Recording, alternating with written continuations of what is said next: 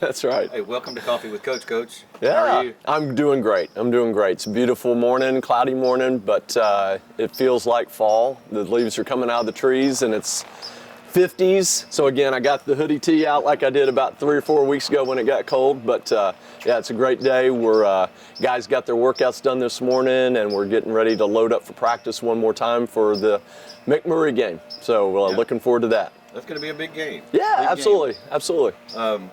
Calling for 90% chance of rain now. No, don't tell me that. I hate playing in the rain, but I do have my rain gear ready just in case. Okay, just say it. Just say it. That's what the weather forecast. You blame those guys, okay? That's right.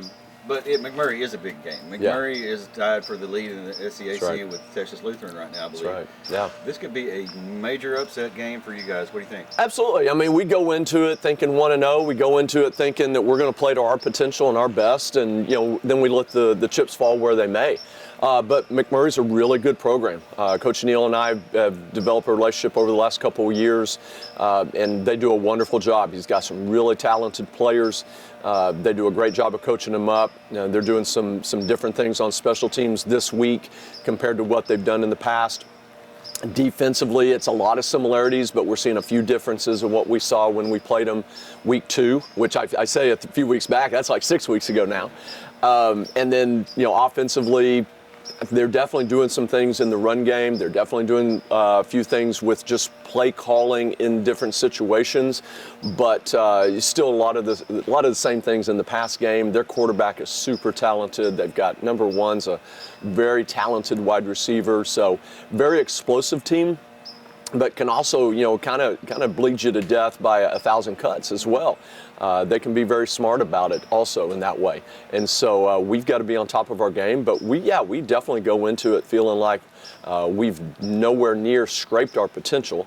And as I've said for about 8 weeks now, it's time for us to play up to our potential. And if we can do that, this is going to definitely be a ball game. And anytime you can keep it close and you can have a couple breaks, couple bounces go your way, I mean, it can be a dub for us. And they're the ones now this week got to travel 8.5, 9 hours to get here as well. So we'll see what happens. But you come out of it. I heard Dana Holgerson just the other day, former coach at Houston and West Virginia and other places, and now he's getting on staff as a specialist with Nebraska. And he said, the hardest thing to do as a coach, as particularly a head coach, is 24 hours turn the page.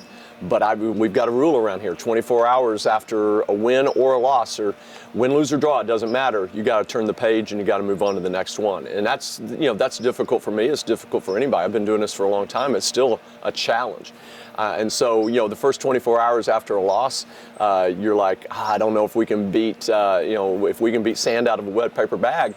But, now, 24 hours, 48 hours, 72 hours, you put game plans together, you go out and practice, you see your kids, you dap them up, you hug them up, and now you feel a lot better about life. And so, we feel we're encouraged by what we've seen these last 2 practices on Tuesday, Wednesday. As I told our offense, I very rarely pull the offense together after practice. I pulled them together for the first time this entire year, and I just said, hey, great practice, probably one of the better offensive practices we've had all season. And so very encouraged by that. Yesterday was pretty good as well. We did some really nice things, couple busts, but that's good. That's what you got practice for, is to find the busts, find the errors, and fix them. And so we're fixing them right now as we get into film and review that this afternoon with those guys. And then we'll go out one more time today and get it right. And so when you're in that position where you've got a chance to see your guys and work with them and improve on things, then that's the encouragement that comes along that says, hey, we're going to compete in this game and we're going to go win it. Right. Well, hey, looking back last week, Texas Lutheran, sure, you put a big scare into them. I mean, tied in the first quarter. And then they came back a little bit, but absolutely, hey, you stayed close to them the whole game. No doubt. Defense gave up a big play on the very first play of the game, and then stopped them. And we go down and take the ball and go down and score. Did an awesome job there. We moved the ball really well. Offensively, talk on that first. We ran the ball extraordinarily well. I thought we I wouldn't say we controlled the line of scrimmage, but we at times had some physical run game, allowed us to convert some second downs. Didn't convert a lot of third downs, but we converted probably more fourth downs than, I don't know if I've ever gone for 8 fourth downs in my career. But because we were able to run the ball and get the ball pushed past the 50, it gave us a comfort level to be, and we were being successful running the ball. It gave us a comfort level to be able to go for it, and we converted 5 out of those 8 fourth down attempts. That's huge. That's possessing the ball, that's keeping the defense off the field and giving us an opportunity to score. The issue became when we took the shot to try to get that chunk play that a lot of times makes a difference in a game, we couldn't convert it. We were off target at the quarterback, we dropped a pass or two, we busted a situation, we had a couple of screens that we felt like could create a chunk play or a minor chunk play, kind of a fringe chunk play, and then we couldn't time it up. And so that was the disappointing part, is you're doing the meat and potatoes stuff, but like the dessert fell flat. It was like the souffle, you pull it out, and that was our big play shot plays, was just we couldn't convert on those. And in this day and age, if you don't, it's not 3 yards in a cloud of dust anymore, or 3 yards in a cloud of rubber pellets anymore. You got to hit some big plays, and we didn't hit those. I think we ended up having 5 big plays on the entire day. Our goal is to have 8 or more. And so when you only hit 9%, 7% of your total plays as big plays, and when you have those big chunk plays available and you don't hit them, that hurts. That hurts a lot. And then now you're not keeping up score. We know defensively we're going to give up some plays. We're going to give up some yardage. Our defense really did a nice job at times, really kind of stopping the bleeding, putting the tourniquet on, and keeping them from being able to push it in the end zone at times. But still not enough when we're not keeping up with score. And so right now where we're at as a team, we've got to convert some of those opportunities offensively so that we can kind of match score with score. I don't think there's going to be a situation where we're going to hold the defense or the other offense down under 17. Right. I think we're capable of it. We just haven't shown it yet. So right now we've got to go with the mindset that we've got to match some scores and try to keep it a 21-21, a 28-28 type of scenario, and then be able to play it out at the end with some special teams. So. We've got to continue to improve. We've reduced our number of missed tackles. We've reduced our bust. We've increased our number of missed tackles offensively. We're reducing drops. We've got to continue to do that and make plays when they present themselves. Exactly. And you were talking about playing them even. You played them even. If those who didn't see the game, it got away from you really in the fourth quarter. Yeah. But the third quarter, you played dead even. Yeah. Absolutely. Absolutely. No, absolutely. And we didn't convert a scoring opportunity with a touchdown, but I was really pleased to see Jesus get back on track and get 3 points on the board there. That was huge. We had a couple opportunities again, second quarter and third quarter, down in there. Went ahead and went for it instead of trying to kick a field goal. Didn't convert those. Ifs, ands, and buts, candy and nuts, Christmas every day, but you got to put 7 on the board. You can't just live on 3s. And so particularly in a game like that where again, you got to match some scores at times. So you take your shot on fourth down, instead of trying to kick a field goal, it doesn't convert. We throw him back out there the next time he converts it. That was great for us on special teams, particularly after a couple of times us getting out there and missing those field goal attempts. So gratified to see that. But again, we gotta get 7s instead of 3s. Well, this week against McMurry, 7s are going to be a premium. Absolutely. Talk a little bit about what you're going to have to do to, pull that upset off. Yeah, absolutely. Much of the same. We're going to have to control the ground game. We're going to have to be able to run the ball, but hit those big plays when they present themselves. I don't think we're going to get in a throw fest with them by any means, but as a unit in the wide receiver core and quarterback, we've got to connect. We've got to hit when the ball presents itself, and make those 20, 30-yard chunk plays in the pass game. Hit a couple of run plays as well. We've got some opportunities in the run game, I think, to do some things. We'll see how they react to it, because it's going to be that chess match. They're going to do something to counter if we're able to run it like we did against TLU.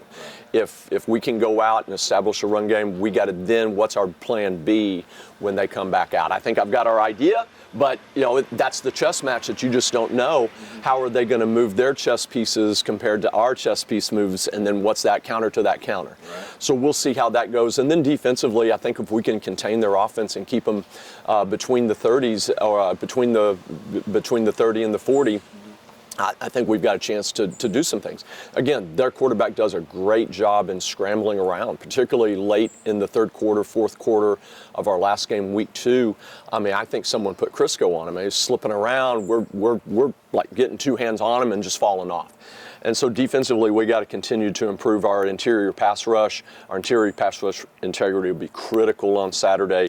Guys, when they close the pocket, we've contained the pass, we've got to be able to make a play. We've got to be able to attack the upfield shoulder. We've got to be able to grab onto jerseys. We've got to be able to clip legs, trip them up, whatever we got to do, hang on by a thread. Doesn't matter. We got to be able to make some tackles. This is 2 weeks in a row we've seen quarterbacks that can throw it but can also really run it. Last week's quarterback with TLU, more of a fullback passer, does a wonderful job, very talented young man. Same here with McMurray. He does a great job, a little bit more of a thrower, but again, can be really elusive in the run game. And so we've got to contain that for sure. Puts a lot of stress on you when you're really focusing on trying to contain some really talented wide receivers. So I know I've seen our secondary improve from week to week to week. Our defensive line's got to continue to improve that pass rush integrity. If we can do those, I think we'll be solid. And then we can't fall asleep on the run game. McMurray is probably a little bit behind in the run game, so it allows us to maybe focus a little bit more on the pass game.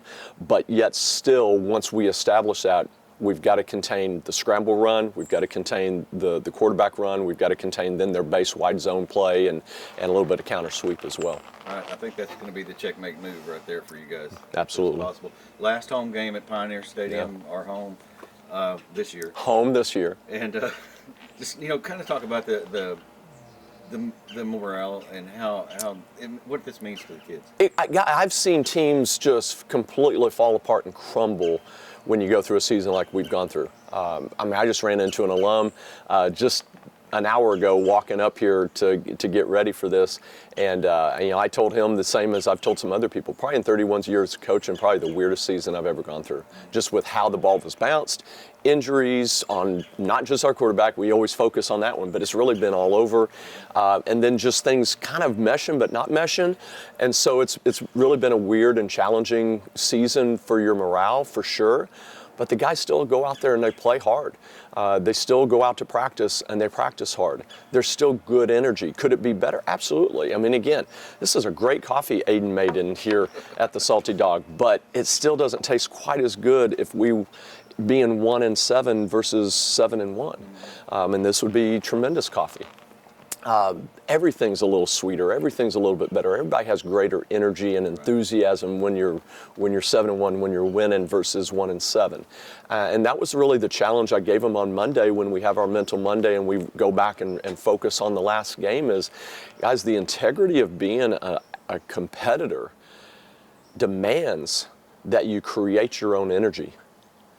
You can't expect your situation to dictate your energy. You have to create your own energy. And so I challenge them every day to best their best, to get 1% better, and to come out with an intensity and a fire to improve.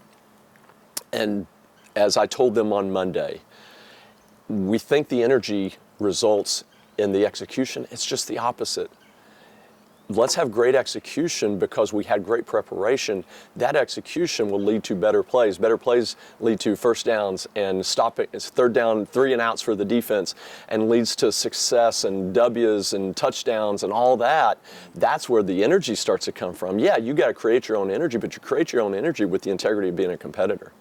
And then you go out and you execute better, and when you execute better, good things happen. And that's when the dubs happen and the scoreboard, and we're singing the victory song and all that. Which is fun to hear. The Absolutely. victory song is always fun to hear. It's absolutely. We just didn't heard it too much. That's right. That's right. Here's the thing. Senior Day. Yes. We got a lot of seniors. Yeah, we do. Yeah. Some going to play their last game. Some That's right. coming back next year. That's we'll right. See. We'll see. Talk about them. Yeah, absolutely. What a great group. I mean, first of all, last year was our group, our first senior group that had actually been with us for 4 years. But this group is a group that we actually recruited as the first group of the Douglas era. It's obviously special to me because those guys have been with me for a long time and we've invested a lot into them. they've invested a lot into the program. We always try to give as much control, influence, advice get from our senior group because they have the most invested and they've invested the most. And so it will definitely be one of those days where I'm going to be a little emotional on Saturday. There's going to be a lot of guys that we've developed some really strong bonds with. And so, and I don't want to individualize any, but they're all very special to me. Some attach a little bit more to others, and that's fine. That's just life, and that's how relationships go. But it's been really gratifying to see these young men grow up, and it'll definitely be an emotional one when a lot of them will walk across that stage to get their degree from Dr. Tavener and go out and get ready to whip the world. And I tell you what, of this group too, I mean, you look at it, and I was reading your script this morning actually of the seniors, and even a couple of things I didn't realize, like a Cliff Washington being awarded a leadership award here. Right. But he's been the president of our Black Student Association for 2 years. I mean, that's huge for us. One thing that's really important to our program is guys investing in things beyond just football. I know this sounds weird, but like a Jalen Babers, who is kind of like he's like the temp agency for the football program. I mean, he's gotten so many guys jobs, not just at Walmart where he works now, but other places as well. And his ability to be able to just connect to people and motivate and inspire is really, really says a lot for him. He's going to do some big things. Michael Wingo, who's just kind of a jack of all trades, one of the sharpest young men, football-wise, but in other things as well. He's not a Rhodes Scholar. I'm not saying he's not smart, but he's kind of got that real world smart. You can just feel it about him, and a confidence that's really going to carry him a long way. I can talk about somebody, Xavier Long, who's coming back for a 5th year. Just a great human being, and just such a joy to really be around. Kedrick Wooten, who's general manager at Popeyes. Like, you're 21, 22 years old. I don't think he's 22. 21 years old. General manager of a business. Like, we're talking lots of zeros. Okay, lots of zeros that go through that store every year, and you're gonna put a young man who's a junior / senior in college in charge of that. He's been doing that now for a good, well over 12 months, I think, at this point, close to at least. And so to have that type of responsibility, to be a student and then come in and be our TFL career leader, and to be a great human. I mean, he could be one of those guys that could just wore out and tired and he's just kind of coasting through. That's not him. I mean, he's in there busting it every day. He's coming in for early morning workouts. I mean, we could definitely say, hey, you got busy life. You're running a business. Don't worry about coming in. Shoot, he's there every morning that we ask him to. And so those are just a few examples. I mean, just guys that are just great dudes, regardless of the football side, but they're also really good players as well. And of course, they've been leaders for our program now for quite a while, and a group, again, that we recruited to start with. And so it's part of that group that you just feel really connected to, because you've invested a lot of your time as well, but they've also invested a lot of their time and energy and sacrifice for the team also. And a lot of these guys have been around for summers, Kedrick, Babers, X, Paulette. I mean, I'm missing somebody, so sorry guys, for those who are listening. Yeah, Nate Sarver. I mean, a lot of these guys have been around for summers as well, multiple summers, to really invest in the program, because it's not D1. We can't voluntold or mandatory, or voluntary, or whatever the term is, like it is at D1. Like, if you're not there, you're not playing. We really encourage you guys, though, to stay in the summer because of the bonds it connects, or bonds it creates between players, because they spend so much time together. And to really be able to get the depth of work that they need together. And so that's huge too. And a lot of those guys have invested a lot of time beyond what even a regular student athlete would during their season and off season. Right. These guys are super student athletes too. Absolutely. We'll talk about Nate Sarver a little bit. He teaches. He does his practice teaching right. at Batesville High School. That's right. You talk about Mason Davis. He's second on the list. He moved up this year to second on the list behind Kedrick. That's right. And if he came back, he might even eclipse Kedrick. He's got another year, so we'll see what he decides do. He's done a great job in the classroom as well. Mason is one of our best defensive players we've got. And he's been a little nicked up with injuries, but he's bounced back and is doing an awesome job after sitting out a year with recovering from a shoulder injury. So really proud of him. I hate to, again, I mentioned 1, 2, 3, or 4, then there's like 8 or 9 others that you feel like you're going to leave out. I mean, all those guys have done a tremendous job. So yeah, absolutely. With Mason, he's done an awesome job, and like I said, one of our best defensive players as well. So really proud of him and the work that he's done. And again, so many of the other guys. Thank you. You're getting me a full list of them. Yeah, I mean, Zane Alls, holy cow. I mean, how could I forget Zane? I mean, he's going to go into coaching here soon, and he's engaged to get married, and he's getting ready to go start his life and do some awesome things. I remember getting him coming out of Hoxie, just right up the road about an hour, and Coach Sears sending him down to us, and we saw a lot of potential there, but we needed some work, and he's put in the work, and he's done an awesome job, and really become on the linchpin of our offense line, which is why it made it so difficult when he got a high ankle sprain and missed basically 4 weeks, but was able to come back, and he really kept himself in shape and was ready to go, and played an awesome game Saturday, by the way, too. Did a tremendous job. You mentioned Mason. I'm just going to go through it here real quick. I mentioned Wingo Cedric Allen said, recruited out of a junior college, which is pretty unusual for us, but he had some connections back to Arkansas. And he's one of those guys that, it took a little while for it to take, but he's done a tremendous job and has become he's definitely a stalwart. He's a starter for us at the outside wide receiver position, and has done a tremendous job, and just a great young man. And, he's kind of got a life. I mean, he's got a son and got a significant other, and they're doing life, and kind of being that adulting thing, but he's also trying to do that in between thing of childhood or teenagehood to adulthood that we call college, and that's a challenge on itself. And he's trying to work. Reggie Brown, I mean, shoot, how can you forget Reggie? I think I've said this before, even this season. I don't know that I've seen a young man make so much progress from their freshman to sophomore year, but then see them continue to make that almost that same type of jump from sophomore to junior, and now junior to senior year. Just in their ability and their technique and their fundamentals and execution. He just has a great knack. He's not a super fast guy. He's definitely not a super big guy, but he's got such a great knack of finding that space and finding that window. Kind of the go-to guy at the wide receiver core for us. Tanner Paulette, we had him on about this time last year. He's our local, he's our townie, he's our Batesvillian, but Tanner's worked himself into a position where he's the guy that calls the secondary and makes the adjustments, and has done an awesome job. And we're getting ready to go see him graduate and go on to PT school, so really looking forward to him. Aiden Huntsman, I mean, holy cow, what a workhorse. And he literally is, if you think of a utility Swiss Army knife type of player, that's him. I mean, he plays fullback basically for us. He plays tailback for us. He plays slot receiver for us. I mean, just all over. And then, I mean, if we kept this stat for block punts in a career, he's probably got it. I mean, he's got 2 on this season. I know he had 2 previously. He took had to get like 8 or 10 stitches on his knee when he blocked the second one last year. I mean, just what a dude. Just gets after it, so physical, so fast, does a tremendous job. I mean, I can put him anywhere. Slayton Wheeler, gosh, I mean, undersized young man, but I mean, he just gets after it. I mean, we had to put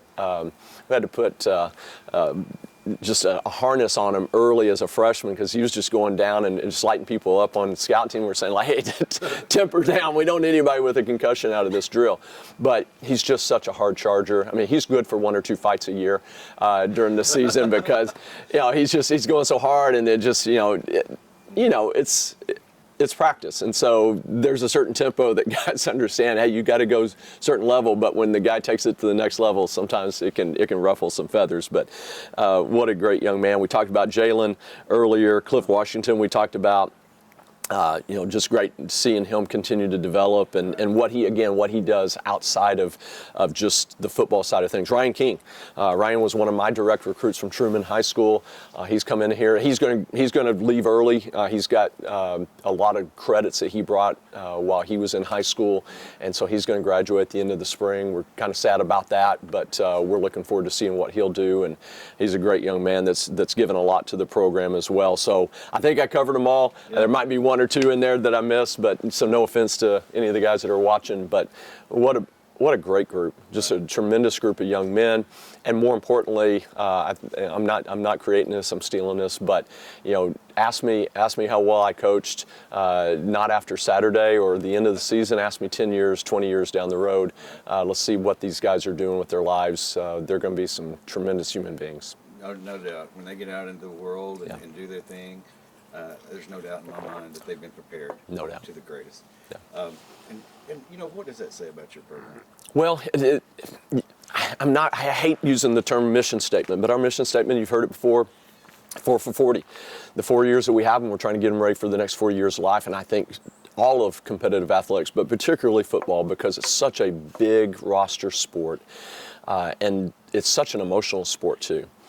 There's that I don't always, but a lot of Fridays when we talk with the team, I bring up a little slide and it says, you got to play with fire, don't let the fire burn you. And life is kind of like that. You got to play life with a lot of passion, a lot of energy, but you also can't take it to the extreme that you're going to burn yourself. And so we want our guys to learn the lessons that football brings, dealing with adversity. And we got plenty of it, so there's going to be a lot of character coming out of this group for sure.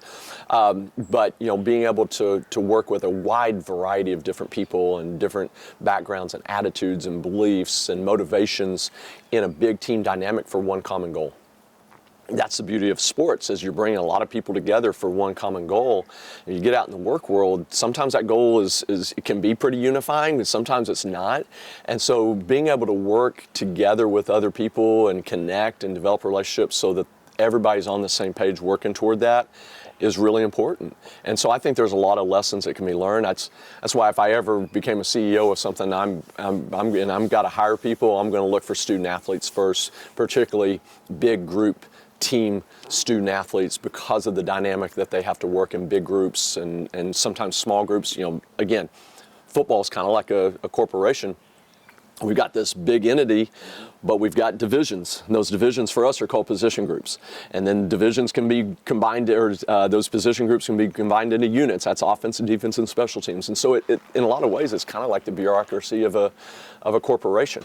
And so I think that lends itself to being successful in the work world, especially when you combine great academics like you have here at Lyon with the ability to be able to be a student athlete. I think that's huge.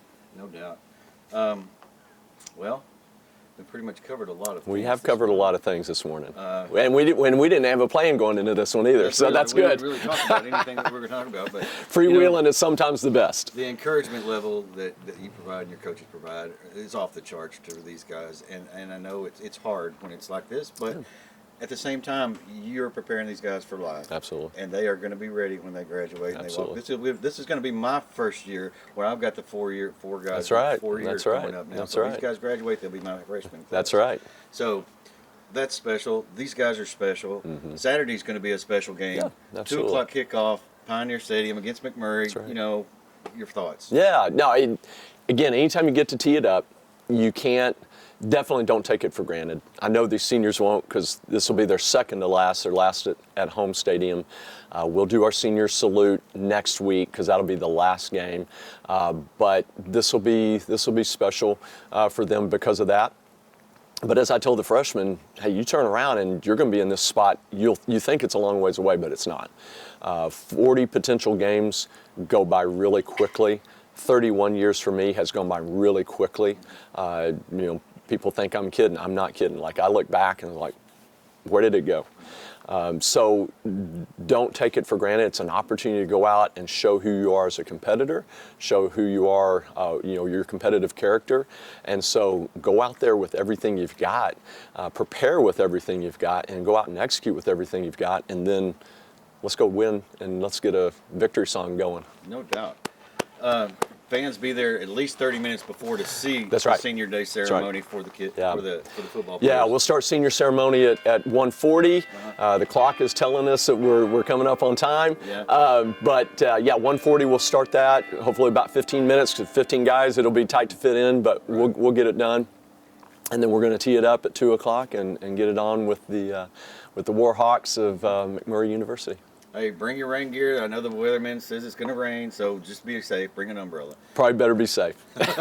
Coach, anything else? Final thoughts? No, just looking forward to it again. It's another opportunity and opportunity to show who we are. So hopefully everybody will come out and watch that as well. All right, ladies and gentlemen, 2 o'clock Saturday afternoon, Pioneer Stadium. Last home game for these guys. Senior day.